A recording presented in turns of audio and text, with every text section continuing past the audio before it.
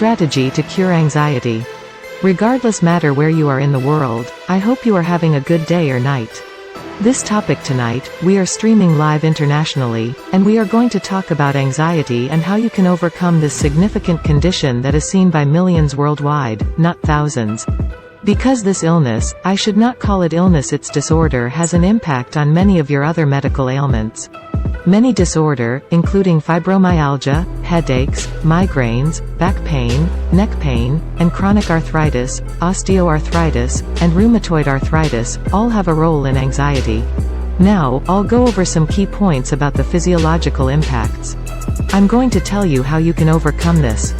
Provide you with a better knowledge of what anxiety is all about. I'm going to speak briefly about the subconscious mind. These positive affirmations are being reprogrammed. This is a fairly complex subject, but I'm going to try to keep it easy and move through it quickly. Now, here is a person who is obviously in agony, and discomfort causes anxiety, which causes suffering. It's a two-way road. So the consequence is the same regardless of where you are or where you are going. So the first thing I'd want to discuss here is the humble cucumber. We are composed of 80% water and 65% other elements. But if you look at the human body, it's said to be 80%. This is just something that occurred to me. So, if the human body is 80% anxiety, which means we're basically just cucumbers with anxiety, that number should be a little bit lower. I'd want to begin with this particular chart right here. Anxiety manifestations. Allow me to speak quickly, and I would love for you to return to these charts on your own later. I'm only going to go over it briefly. There are numerous ways to experience anxiety, but not from pain. Understand that anxiety will create pain, and we'll talk about it later. However, this is due to post-traumatic stress from social phobias, depressed or depressive disorders, panic disorders, simple phobias such as fear of flying or going up an elevator, fear of speaking in front of others, tension, low self-esteem, difficulty being around people, difficulty being around crowds, having a genuine low self-esteem about yourself, feeling like you're not good enough. It's an anxiety condition because you're scared and making things up since you're used to doing things a specific way. So we wish to strive to overcome these fears and problems. So all you have to do is look at that chart. Here's something that just displays you frequent anxiety symptoms like tinnitus, chest pressure, feeling like you're having a heart attack, burning skin, palpitations, deep breast, increased blood pressure, nausea, and racing heartbeat. And fear is a significant element of anxiety, a big part of anxiety, deceptive proof, appearing actual worry. In other words, you are generating objects and living in situations that you believe are real, even though many of them are not. So that's what I'm going to attempt to persuade your mind to do. Fight these things, overcome them, because a lot of it can be found here rather than anywhere else. We don't want to put off the anxiety and leave it because I would always tell you and everyone else to follow up with a doctor or get evaluated with a social worker or a psychologist or a hypnotist or a AAA social counselor or someone you can talk to, because a lot of the anxieties live in here, and sometimes when we don't get it out, it just grows with us. And a lot of your fears might come from your own family, from your spouse, from your children, because there's a clear correlation between worry and stress and the physiological ramifications that occur, which I'm about to show you.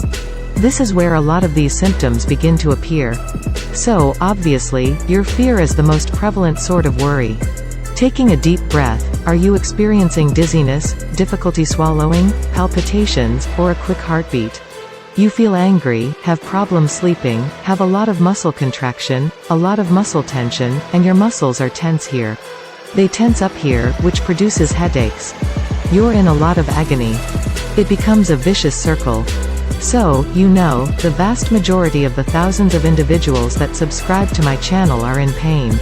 So, if you have anxiety on top of the pain, it exacerbates it. You see, I've discovered that most people with fibromyalgia have fears, and most people in a lot of pain have anxieties, which is why these aches become chronic. So, if we can find a way to allow the encephalin and endorphins to be secreted from the brain in order to relax muscles and enhance these specific chemicals, we will be able to feel light, relaxed, and at peace. The muscles will be happier as a result. You'll feel less discomfort since the more tugging, the more pulling, the more suffering, resulting in a vicious cycle of anxiety. And if we look here, we have a short-term anxiety and a long-term anxiety, which is fine. That is a stress reaction. The sympathetic nervous system secretes adrenaline during a fight or flight response. And I'll get to that in just a moment. However, your adrenaline response releases sugars and we send to get an insulin response, and obviously, when you have more insulin floating around in your bloodstream, because remember, when you're stressed, your body is thinking of survival. And I'll give you a good example. A nice analogy is being in the middle of the woods and suddenly seeing a bear or a lion. So, guess what? Your adrenaline is running and your cortisol is pumping because you require energy. As a result, the energy must come from sugar. As a result, when sugar enters the bloodstream, it is broken down by the liver and muscle cells. As a result, it knocks on the pancreas, and the pancreas secretes insulin. Okay, we need to get this sugar into the cells to get energy, says insulin. So we can take off. That's fine if it's only temporary. However, if it is always trickling and you have this sugar release of insulin, insulin has a direct correlation with inflammation, and inflammation has a direct correlation with pain. You can see the entire progressive chart here. So have a look at this. And so, most people who suffer from anxiety are thinking about risk, fear, and the possibility that something horrible will happen in their lives. So this is where we want to take that fear, that false evidence that appears real, and try to get it out of the conscious brain and get the subconscious brain to start working the way it always did before you developed this particular problem. That anxiety, just you weren't born with anxiety. You developed anxiety through experiences in your life that became repetitive, that became a part of you. Even though your intellect is telling you, well, I can do it, your subconscious is releasing adrenaline, cortisol, or other hormones into your system because you may have walked into a large space or fear entering a large area. Because when you got in there, you felt dizzy, like your heart was racing, like you were suffocating, like you were having a heart attack. When these symptoms appear, you become concerned. Let me tell you a story. I've been there before. I understand how you feel. It's dreadful. It's an awful sensation. You have the feeling you're going to pass out, and it's terrifying. And the majority of people who visit hospitals for chest pain are anxious. It's anxiety, not heart attacks. So let's climb the rungs. Here. We're talking about stress chemicals. These stress hormones that we're discussing are the adrenaline, norepinephrine. Cortisol levels rise. When your heart rate rises, your blood sugar rises, and you become type 2 diabetes. It increases the blood supply to the skeletal muscles, which causes the muscles to constrict and tighten. Our respiration rate increases, and our pupils dilate, of course, because we need to focus. We must survive. Remember, we're in a survival mode with these stress chemicals. When you're at home, relaxing in your bed, you're not supposed to be in survival mode. Your parasympathetic nervous system is a relaxation system. Your sympathetic nervous system is in overdrive. So these hormones are causing havoc in your body. Your heart continues to race. You have the sensation of sweating and being unable to concentrate. You feel as though you're about to pass out. You feel like you're sweating and that nothing feels right. Because of this stress hormone, you feel terrible. So let us go to the impacts of stress.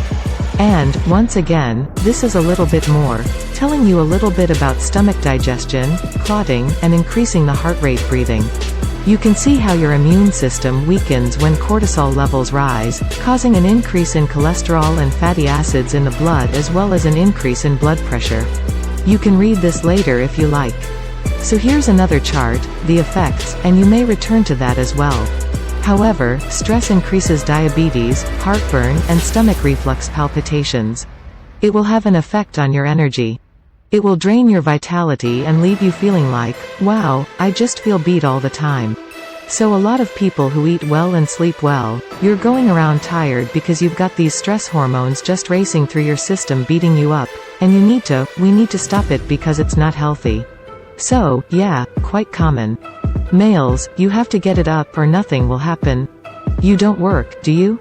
You become impotent due to stress hormones, ladies. You may have no mood, no desire to be with your guy or whatever you want to do, or it simply does not work since these reproductive organs do not function properly. When your stress hormones are causing havoc in your system.